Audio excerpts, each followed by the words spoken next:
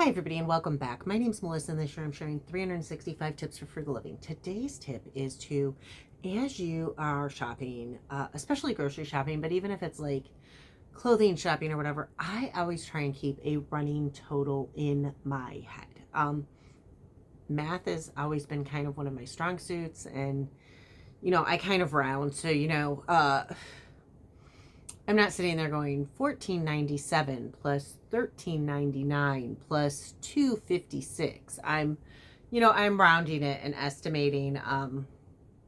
So if it's $2.49, I'm saying $2.50. I tend to round to the nearest quarter. So if something's $1.10, I would probably say $1, but then I remember that it's $1.10. So then I kind of like add a little, like, if I have something that's $1.10 and something that's 90 cents, then it's just like $2. But I kind of keep it running in my head. And then I add whatever percentage for tax. So groceries, I think, are around 2%. In Illinois, they're like 1 point something, like 1.75 maybe. So I just add 2%. Percentages are really easy to calculate.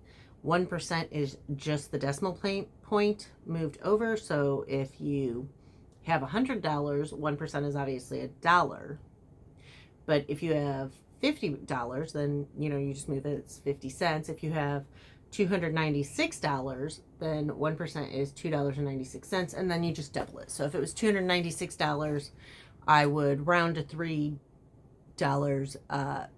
I would round it to $3 because $2.96, double it to $6, and know that my tax is probably going to be a little bit under $6, and add that to my total.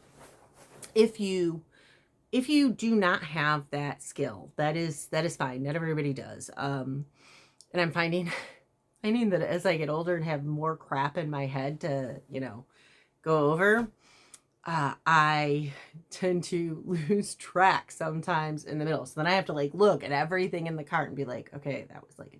That was this, that was that. Like if I use the Meyer app, it's super convenient. Somebody had asked me to do some tutorials on all of the grocery apps, and I definitely will. I just got I was like, yeah, that's great. And I totally will do that. And then I got really sick.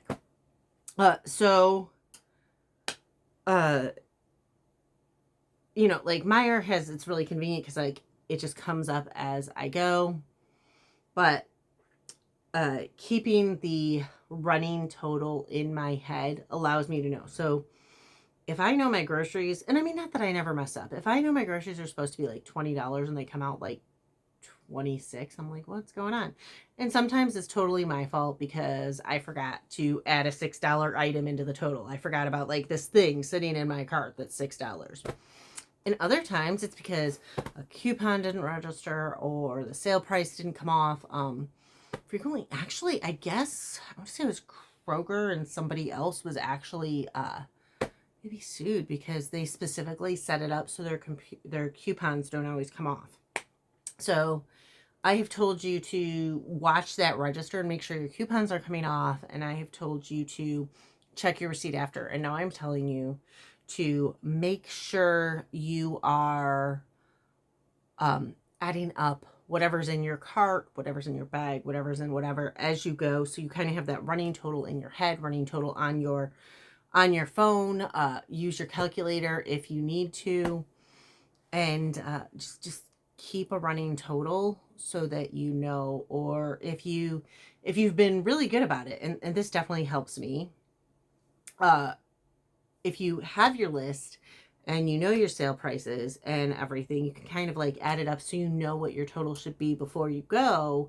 And then you just have to adjust. They were out of the strawberries, subtract a few bucks. They had this on sale and you didn't realize it, or they had this meat on clearance, so you picked up, turkey for $1.50, whatever. And just kind of do that and kind of keep it all running in your head. Anyways, again, my name's Melissa, and this year I'm sharing 365 tips for frugal living. If you want to hear more, please hit like and subscribe, and I'll see y'all tomorrow.